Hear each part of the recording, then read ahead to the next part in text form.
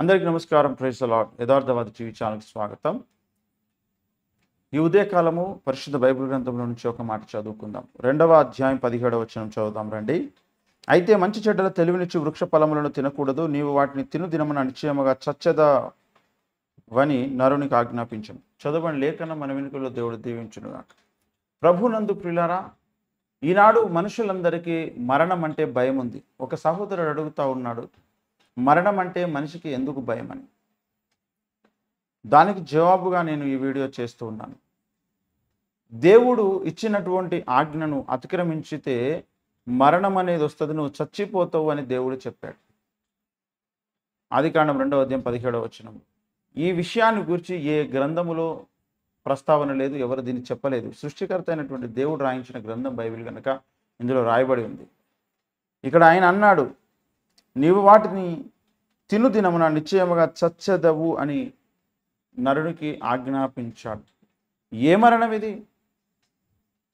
నిజముగా ఇది ఆత్మలో చనిపోవడము.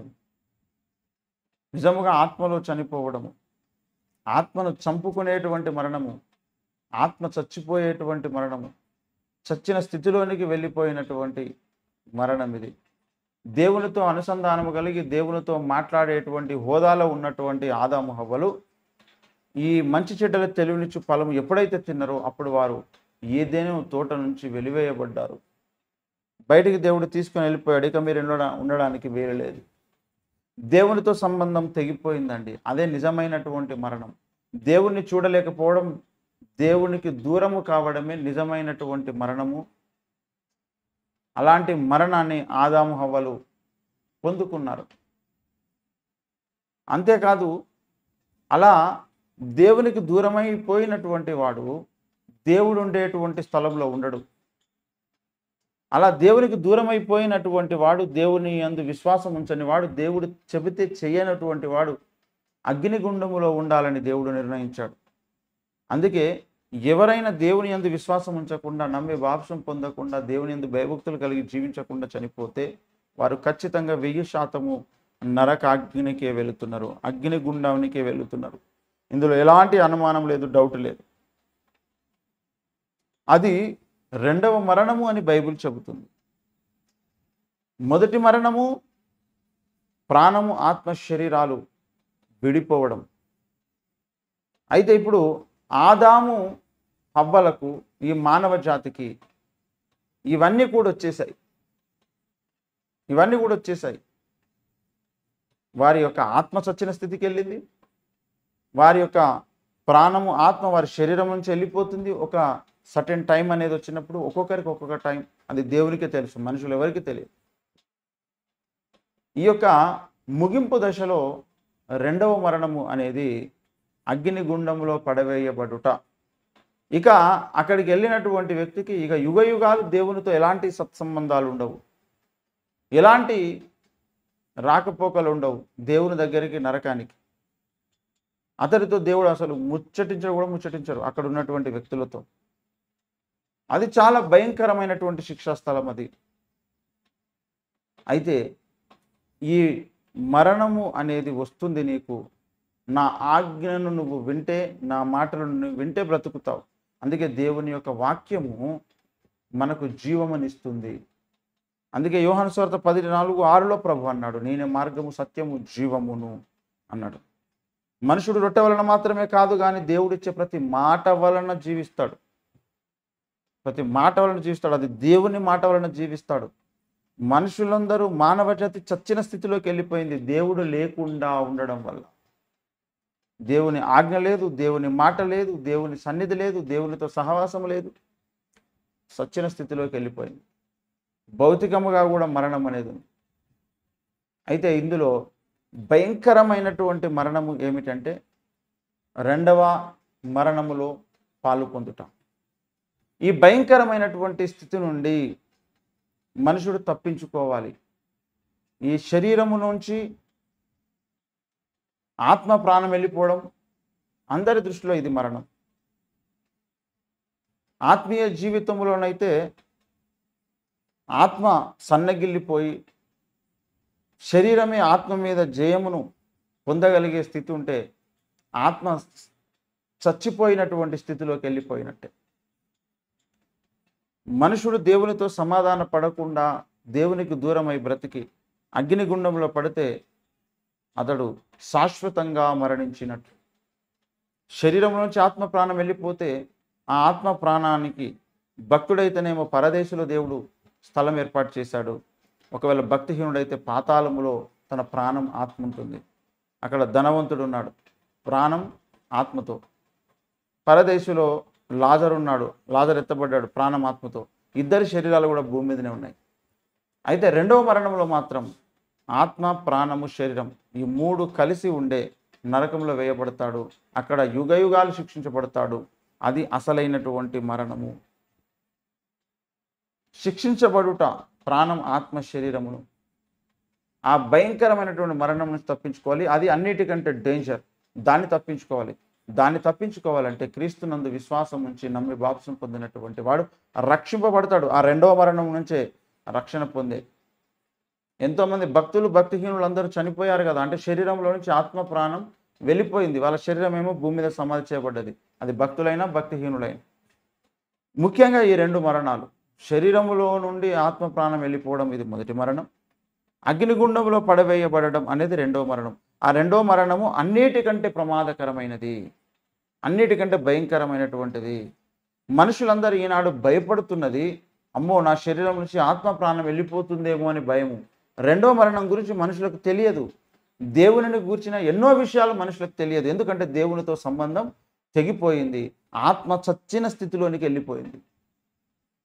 దానిని బట్టి ఆత్మ అయినటువంటి దేవునితో సత్సంబంధము లేకపోవడం చేత మనుషులు దేవుడు అంటే ఎవరో తెలియని పరిస్థితి, దేవుని గుణగణాలు తెలియవు, దేవుని ఉద్దేశాలు తెలియవు, దేవుని ప్రణాళికలు తెలియవు, దేవుడు ఏర్పాటు చేసిన మార్గము తెలియదు. అందుకే అది తెలియచేయడం కొరకు దేవుడు అపోస్తలులను, ప్రవక్తలను, స్వార్థికులను, కాపులను, ఉపదేశకులను దేవుడు ఏర్పాటు చేసుకున్నాడు.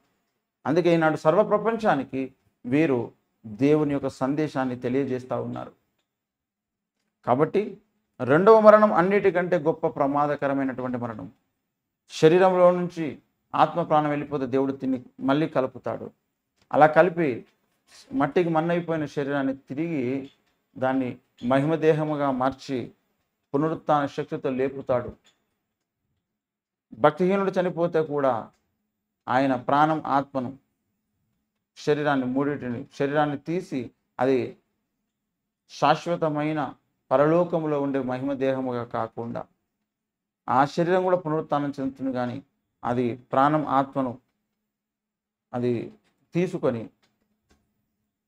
రెండవ మరణమైన అగ్నిగుండంలో కాల్చబడడం కొరకు వెళ్తుంది. అది అన్నిటికంటే భయంకరమైనటువంటి మరణం. గనుక దాన్ని ప్రతి ఒక్కరు తప్పించుకోవాలని యేసుక్రీస్తు ప్రభుల వారు ఈ లోకంలో జన్మించి చనిపోయి తిరిగి లేచాడు, మరణాన్ని గెలిచి లేచాడు. గనుక యేసునందు విశ్వాసం ఉంచిన వాడు రక్షణ పొందుతాడు అనే సువార్త అందుకే ప్రకటించవలసి వస్తుంది. ఈ యొక్క మరణాన్ని గెలిచిన వాడు, మరణాన్ని మరణింపజేసినటువంటి వాడు ఒక్క యేసుక్రీస్తు ప్రభువు మాత్రమే, ఇంకెవరునూ కాదు, ఎవరు కూడా కానే కాదు. ఈ విషయం చెబితే ఈనాడు కొంతమందికి ఇబ్బంది కలుగుతుంది, కొంతమందికి దుఃఖము కలుగుతుంది, నచ్చడం లేదు, వెర్రి కోపం వస్తుంది. అలా కోపపడకండి, ఎందుకంటే ఈ మాట ఎవరు చెప్పలేదు. మొదటి కొరింథీయులకు రాసినటువంటి పత్రిక 15వ అధ్యాయము 54వ వచనం నుంచి, ఈ క్షయమైనది అక్షయతను ధరించుకున్నప్పుడు, ఈ మర్త్యమైనది అమర్త్యతను ధరించుకున్నప్పుడు విజయమందు మరణము మృంగివేయబడిను అని వ్రాయబడిన వాక్యము నెరవేరును. ఓ మరణమా నీ విజయం ఎక్కడ? ఓ మరణమా నీ ముళ్ళు ఎక్కడ? మరణపు ముళ్ళు పాపము, పాపమునకున్న బలము ధర్మశాస్త్రమే. అయినను మన ప్రభు అయిన యేసుక్రీస్తు మూలముగా మనకు జయము అనుగ్రహించుచున్న దేవునికి స్తోత్రము కలుగునుగాక అంట. దేవుడు జయమిచ్చేశాడు, విజయమందు మరణమును మింగివేశాడు, మరణాన్ని మరణింపజేశాడు, మరణం యొక్క ముళ్ళైన పాపమును విరిచేశాడు యేసు రక్తము చేత. ఈనాడు నీ బ్రతుకులో ఉన్న పాపాన్ని కూడా దేవుడు తన రక్తము చేత విరిచి పడేస్తాడు. అందుకే యేసు రక్తము కిందికి రండి అని తెలియచేసేది. ఇది ఒక్కటి మాత్రమే మనుషులకు పరిష్కారం, వారి జన్మకర్మ పాపం నుంచి విడిపించబడడం కొరకు. గనుక మనిషి ఇక రెండో మరణానికి వెళ్ళడు, అగ్నిగుండానికి ఇక వెళ్ళడు. యేసు రక్తం కిందకి వచ్చినటువంటి వ్యక్తి రెండో మరణానికి వెళ్ళాడు, మొదటి మరణానికి వెళ్తాడు. యేసయ్యనే మొదటి మరణంలో పాలు పొందాడు. ఎంతోమంది 12 మంది శిష్యులు, యేసయ్య శిష్యులు మొదటి మరణంలో పాలు పొందారు. ఈ యొక్క మరణం యొక్క ముళ్ళును విరిచింది, నరకం వెళ్లకుండా ఆ రెండవ మరణాన్ని నుంచి కాపాడడం కొరకు ఆయన చేసినటువంటి గొప్ప త్యాగము శిలువ మరణం, తన ప్రోక్షించినటువంటి పరిశుద్ధ రక్తం. కనుక ఈ రెండు ముఖ్యమైనటువంటి మరణాలలో మొదటిది ప్రమాదకరమైంది కాదు, రెండవది అన్నిటికంటే ప్రమాదకరమైంది. అందులో నుంచి దేవుడు కూడా కాపాడాడు. దేవుడు కూడా కాపాడుతానని వాగ్దానం చేయలేదు. ఆ అగ్నిగుండము వెళ్ళేటువంటి వారిని బ్రతికుండగానే స్వార్థ చెప్పి దేవుడు చీకటిలో నుంచి వెలుగులోనికి నడిపిస్తాడు. అదే గొప్ప విజయం. అలా రక్షణ పొందిన వాళ్ళమే మనమంతా. అదే మన ధన్యత, దేవునికి స్తోత్రం. కానీ అగ్నిగుండంలో వేయబడిన వాడిని మాత్రం దేవుడు ఒక్కరిని కూడా బయటకు తీసుకురాడు, వాడిని రక్షించడు. గనుక దేవుడు రెండవ మరణము నుంచి రక్షించడం కొరకే ఆ మరణపు ముళ్ళును ఆయన విరిచి పడేశాడు. గనుక మనము క్రీస్తునందు విశ్వాసం ఉంచి రక్షణ పొందినప్పుడు మనకు ఆ గొప్ప పరలోక రాజ్యం దొరుకుతుంది, అట్టి ధన్యత దొరుకుతుంది. క్రీస్తు చేసినటువంటి త్యాగ ఫలితం మనం అనుభవించగలుగుతాం. ఆయన త్యాగం యొక్క విలువను మనం గ్రహించగలుగుతాం. కనుక దాన్ని పొందుకోగలుగుతాం. అందుకే యేసునందు విశ్వాసం ఉంచండి, మీరు మీ కుటుంబ రక్షణ పొందండి. మీరు క్రైస్తవులైతే మీకు తెలిసిన అనేకులకు తెలియచేయండి. మీరు ఇప్పుడు ఇదే కొత్తగా చూస్తున్నట్లయితే మీరు దేవుని యందు, సృష్టికర్త యందు, నిజమైన దేవుడు యేసునందు విశ్వాసం ఉంచి మీరు నరకం తప్పించుకోవాలని మనస్ఫూర్తిగా కోరుకుంటున్నాను. అందరికీ నమస్కారం. Praise the lord. ఒక మాట ప్రార్థన చేయండి. కృపగల తండ్రి, దయగలిగిన దేవ, వందనాలు నాయన. ఈ లోకంలో 2 రకాల మరణాలు ఉన్నాయి. ఒకటేమో భౌతికమైనటువంటి మరణం, రెండవది నరకములో వేయబడేటువంటి మరణం. ఆ భయంకరమైనటువంటి మరణం నుంచి ప్రతి ఒక్కరిని కూడా మీరు తప్పించండి, కాపాడండి, సంరక్షించండి. ఈ వీడియో వీక్షిస్తున్నటువంటి వారిని ఒక్కరినైనా రక్షించండి. మరి ఎవరైనా రక్షణ పొందిన వారైతే వారికి తెలిసినటువంటి వారు ఎవరు నరకం వెళ్ళకుండా వారందరినీ మీరే కాపాడి రక్షించి తోడుగా ఉండి దీవించి ఆశించుకోండి. వందనాలు స్తోత్రాలు చెల్లిస్తూ యేసునామములో ప్రార్థించి అడిగి వేడుకుంటున్న పరమ తండ్రి. ఆమేన్. అందరికీ నమస్కారం. Praise the lord.